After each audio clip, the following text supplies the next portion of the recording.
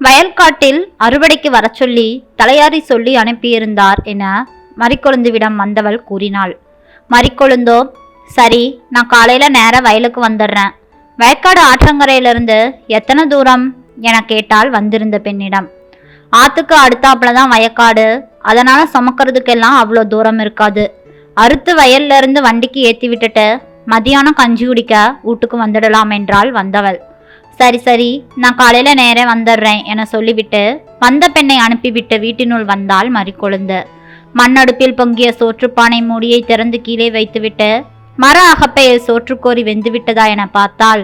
அப்பொழுது, அம்மா, நான் தான் ஸ்கூல்ல ஃபர்ஸ்ட் ரேங்க், பாரு கப்பை வாங்கிட்டு வந்திருக்கேன் என்றவாறு மகள் கனிமொழி புத்தக பையோடு வீட்டினுள் வந்தாள். என் ராசாத்தி என மகளை அணைத்து கொண்டாள் மரிக்கொழுந்து. நிறைய படிச்சு நீ கலெக்டர் ஆகணும், அதுக்குத்தானே இப்படி வேகாத வெயில்ல வேலைக்கு போறேன். சரி சரி, கை கால் அலம்பி விட்டு வா, துணியையெல்லாம் மாத்திட்டு வா, கஞ்சி எடுத்து தரேன், குடி. என் பொண்ணுக்கு சுத்தி போடணுமாக்கும். மகளை அனுப்பிவிட்டு அடுப்பில் இருந்த சோற்றில் தண்ணீரை வடித்தாள். திரும்பி கனிமொழியை பார்த்தபோது 8ஆம் கிளாஸ் படிக்கிற பிள்ளைய விட உடம்பு வளர்ந்தாச்சு. இவ எப்ப சமைஞ்சு இன்னும் செலவை இழுத்து வைக்க போறாளோ என மரிக்கொழுந்து பெருமூச்சு விட்டாள். துணியை மாற்றிவிட்டு வந்த கனிமொழியோ, எல்லா பிள்ளைகளும் இன்னைக்கு அப்பா அம்மாவோட ஸ்கூலுக்கு வந்திருந்தாங்க, நான் பரிசு வாங்குறது தான் பார்க்க நீயும் வரல. சரி, என் அப்பனாவது வந்திருக்கலாமே, என் அப்பா யாருமா என கேட்டாள். ஆவேசம் வந்தவளாக, கனி, அப்பாவை பத்தி பேசக்கூடாதுன்னு எத்தனை தடவை உனக்கு சொல்லியிருக்கேன் என அதட்டினாள். போய் கஞ்சியை குடிப்போ என்றவாறு செம்பை எடுத்து தண்ணீரை குடித்துவிட்டு படபடப்பு வந்தவளாக கைத்து கட்டிலில் வந்து அமர்ந்தாள். அவள் மனதில் டிவி ஓடியது. நான் இவளை வயிற்றில் சுமந்து கொண்டிருக்கும் போது எவளையோ இழுத்து கொண்டு போனவன் என் புருஷன். சே, இவனையெல்லாம் என் புருஷனே சொல்லக்கூடாது என வாயில் அடித்து கொண்டாள் மரிக்கொழுந்து. ஆனாலும் எனக்கு திருமணம் முடிந்து 2 ஆண்டு என்னோடு எத்தனை பாசமாக இருந்தான், என்னை எப்படியெல்லாம் தாங்கினான். கனிமொழியை தரித்த போது கூட எத்தனை குதூகலத்தில் எனக்கு பட்டு சேலையை வாங்கி கொடுத்தான். காதலிச்சா கூட அவ்வளவு பேசியிருப்போமோ என்னவோ தெரியாது. என்னோடு எத்தனை அன்பாக பேசி பழகி இருந்தான். அப்படிப்பட்டவன் எவ்வளோ ஒருத்திக்கிட்ட மயங்கி போனானே. எவ்வளோ என்ன, எதிர்த்த வீட்டு தாலி அறுத்த முண்டதான் அவளோட உறவிட்டே ஓடிட்டான். எவ்வளவோ தேடியும் கிடைக்காமல் தான் கனிமொழியை தனியாக பெத்தெடுத்து வளர்த்து, ஐயையோ எத்தனை கஷ்டம் அப்பா. இப்ப போய் அப்பனை கேட்டா நான் எங்கன்னு போய் தேடுவேன். அவன் என் கூடவே இருந்திருந்தா இன்னும் நல்ல வீட்டில் இருந்திருக்கலாம். நெல்லு சோறு போட்டு மகளை செல்லமா வளர்த்திருந்திருக்கலாம். இப்ப கூட தலையாரி என்னை ஒரு மாதிரி பார்க்குற பார்வையை தடுத்திருந்திருக்கலாம். பாவி மனுஷன், எதிர்த்த வீட்டுக்காரி முந்தானையை பிடிச்சுக்கிட்டு போனவன் திரும்பி வராமலே போய்விட்டானே. மரிக்கொழுந்தின் மலரும் நினைவுகளை எண்ணிய போது, யம்மா, நான் பக்கத்து வீட்டு முத்து அக்காட்ட போய் இங்கிலீஷ் கத்துக்கிட்டு வரேன் என குரல் கலைத்தது. அவள் திரும்பி பார்ப்பதற்குள் கனிமொழி சிட்டாக பறந்து போய்விட்டாள்.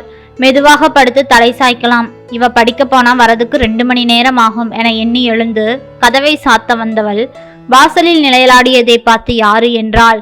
மரிக்கொழுந்து என்றான் அந்த கோரமான உடையில் தாடியும் பரட்டையுமாக நின்ற ஒருத்தன். முதலில் புரிய மறுத்தாலும் குரலை கேட்டு அடையாளம் தெரிந்து கொண்ட மரிக்கொழுந்து சிலுத்து போனாள். என் புருஷன், என விட்டுட்டு போன புருஷன் திரும்பி வந்துட்டானே என அதிர்ச்சி அடைந்தாள். மனம் குளிர்ந்தது. இருந்தாலும் யாரது என தெரியாத அவளாய் கேட்டாள். மரிக்கொழுந்து, என்னை தெரியலையா? நான் தான் உன் புருஷன் கணேசன் வந்திருக்கேன். திரும்பி உங்ககிட்டயே அடைக்கலம் தேடி வந்திருக்கேன் மரிக்கொழுந்து என்றான் உள்ளே வர எத்தனித்தவாறு. கொஞ்சம் கோபமாக, எங்க வந்தீக இங்க என்றாள் மரிக்கொழுந்து. என்னை வாயும் வயிறும் விட்டுட்டு போன இவன் 12 வருஷத்துக்கு பிறகு தேடி வந்திருக்கான். அதுவும் வேற வழி இல்லாமல் வந்திருக்கிறான். இவன் இல்லாமல் இத்தனை நாள் வாழ்ந்தாச்சு. இனி இவன் எனக்கு தேவைதானா? உடம்பின் நிலைமை கொஞ்சம் கெஞ்சிய போதும் அதை அதட்டி விட்டு இங்க எதுக்கு வந்தீக என்றால் மீண்டும். நான் உனக்கு செஞ்ச பாவத்துக்கு பிராயச்சித்தம் தேடி வந்திருக்கேன் மரிக்கொழுந்து என்றவாறு மீண்டும் உள்ளே நுழைய கணேசன் மீண்டும் முயற்சித்தான். உள்ளே வராதீங்க என அவள் தடுத்தாள். உங்களுக்கும் எனக்கும் இருந்த உறவெல்லாம் அருந்து போச்சு. என்னை பிள்ளைத்தாச்சியா விட்டு போட்டு உங்கள் உடம்பு சோகத்துக்கு இன்னொருத்தையை இழுத்துட்டு போனீங்களே, அன்னைக்கே நம்ம உறவு முறிஞ்சு போயாச்சு. நீங்க இல்லாம இந்த 10-15 வருஷத்தை கழிச்சு எனக்கு மீண்டும் கழிக்க வேண்டிய தெரியாதா? இனி நீங்க எனக்கு தேவையே இல்லை, வெளியே போங்க என்று கத்தினாள் மரிக்கொழுந்து. நான் நொந்து போய் வந்திருக்கேன் மரிக்கொழுந்து. நாம வாழ்ந்த 2 வருஷ வாழ்க்கையை நினைச்சு எத்தனை நாள் நான் கண்ணீர் விட்டிருக்கேன் தெரியுமா? அந்த வாழ்க்கையை திரும்ப வாழணும்னு தான் நான் உன்னை தேடி வந்திருக்கேன் மறிக்கொழுந்து என்று ஏக்கமாக அவளை பார்த்தான் கணேசன். நான் எத்தனையோ கஷ்டப்பட்டு நீ இல்லாம நாளை கடத்தியாச்சு, நீ போ. இனியும் நான் இப்படியே தனியே வாழ்ந்துக்கிறேன். என் மகளையும் எனக்கு பார்த்துக்க தெரியும். பெத்த புள்ள பொண்ணா ஆனான்னு கூட பார்க்கலையே, நீ போயா என கத்தினாள் அவள். ஏன் மறிக்கொழுந்து இப்படி கத்துற? 4 பேர் பார்த்தா தப்பா நினைப்பாங்க, தயவு செஞ்சு பேசாத. எதிர்த்த வீட்டுக்காரிய நீ இழுத்துட்டு ஓடினியே, அப்போ உனக்கு தெரிஞ்சிருக்கணும். அன்னைக்கு இந்த மாதிரி கவலைப்பட்டிருந்தினா என்னை அம்போன்னு விட்டுட்டு போயிருப்பியா, இல்ல புள்ளத்தாச்சின்னு தான் கரிசனப்பட்டிருப்பியா? போயிடு. திரும்பவும் மார்பு ஏறி இறங்க வேகமாக கூச்சலிட்டாள் மறிக்கொழுந்து. கணேசன் ஏதோ சொல்ல வாயெடுக்க அவன் முகத்தில் அடித்தாற் போல டாடார் என கதவை சாத்திவிட்டு வீட்டுக்குள்ளே வந்தாள் மறிக்கொழுந்து. தன் முந்தானையை எடுத்து வாயை மூடிக்கொண்டு விரும்பினாள். அன்று இரவோ புரண்டு புரண்டு படுத்தும் உறக்கம் பிடிபடவில்லை. கிட்டத்தட்ட வருடங்கள் ஓடின. பெத்த பொண்ணு பருவத்துக்கு எப்ப வருவா என கவலைப்பட்டு முன்பு உறக்கம் தொலைத்தவள் தப்போது வயது வந்த பின்னும் உறக்கலை தொலைத்தாள்.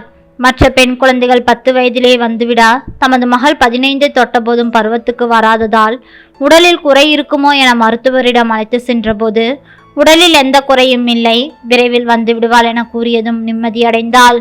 கவர்ச்சியை வெளிப்படுத்தும் ஆடைகளை எல்லாம் வாங்கி கொடுக்காமல் சாதாரண ஆடைகளை வாங்க வேண்டும் என கட்டாயப்படுத்துவாள் மறிக்கொழுந்து. தாயின் கட்டுப்பாட்டின் போக்கு எல்லை மீற கோபமாக கத்தி கூச்சலிட்டாள் கனி. குண்டு சட்டிக்குள்ளேயே குதிரையை ஓட்டுற உனக்கு வெளியில இருக்க மனுஷங்களோட உலகத்தை பத்தி தெரியல, மனசை பத்தி நினைக்காம உடம்ப பத்தியே நினைச்சுக்கிட்டு இருக்கியே. படிக்காத காலத்துல பருவத்துக்கு வராமையே 10 வயசுலயும் கல்யாணம் எல்லாம் ஆகி புள்ள பெத்தவங்களும் இருக்காங்க. வாழ்க்கைனா என்னன்னு தெரியறதுக்குள்ளேயே 10 குழந்தைகளை பெத்தும் போட்டுட்டாங்க. உடம்பு கெட்டு செத்தும் போனாங்க. இப்பெல்லாம் காலம் மாறி போச்சு. நல்லா படிக்கணும், வேலைக்கு போய் சொந்த காலில் நிற்கணும், அப்புறமா கல்யாணம் பண்ணிக்கணும்னு இப்பத்த பொண்ணுங்க எல்லாம் நாங்க யோசிக்கிறோம். முகம் சிவக்க பேசினாள் கனி. எனக்கு மேல ஒசரமா வளர்ந்துட்டு நீ எதுத்தெடுத்து பேசுறியா? உனக்கு பசிக்கிற போது நான் மட்டும் பாலை கொடுக்காம போயிருந்தேனா இப்ப வந்து இப்படி நீ சட்டம் பேசுவியாடி? 1.5 வயசை தாண்டி வந்ததுனால தான் நான் சொல்றேன். பருவம் 10 செஞ்சு போடும். பஞ்சு மாதிரி உடம்பு பட்டா பத்திக்குமாக்கும். புத்தி வேலையே செய்யாது. பக்கத்தூர் வனிதா பையன் வியாபாரத்துல நல்லா சம்பாதிக்கிறானாம். பொருத்தம் பார்த்ததுல 10க்கு 8 இருக்குதுன்னு ஜோசியர் சொல்லிட்டாரு. நீ மட்டும் ஊன்னு சொன்னா வர தையிலேயே உன்ற மக கழுத்துல என்ற மவனை தாலி கட்ட சொல்லி போடுவேன்னு சொல்லிட்டு இருக்காவோ. சொத்து பத்து நிறைஞ்சு கிடக்குது. அத்தனை சொத்துக்கு ஒரே வாரிசு அவன்தான். மகாராணியாட்ட வச்சு உன்ற மகளை காப்பாத்திடுவேன்னு வனிதா சொல்லிட்டு திரிரா.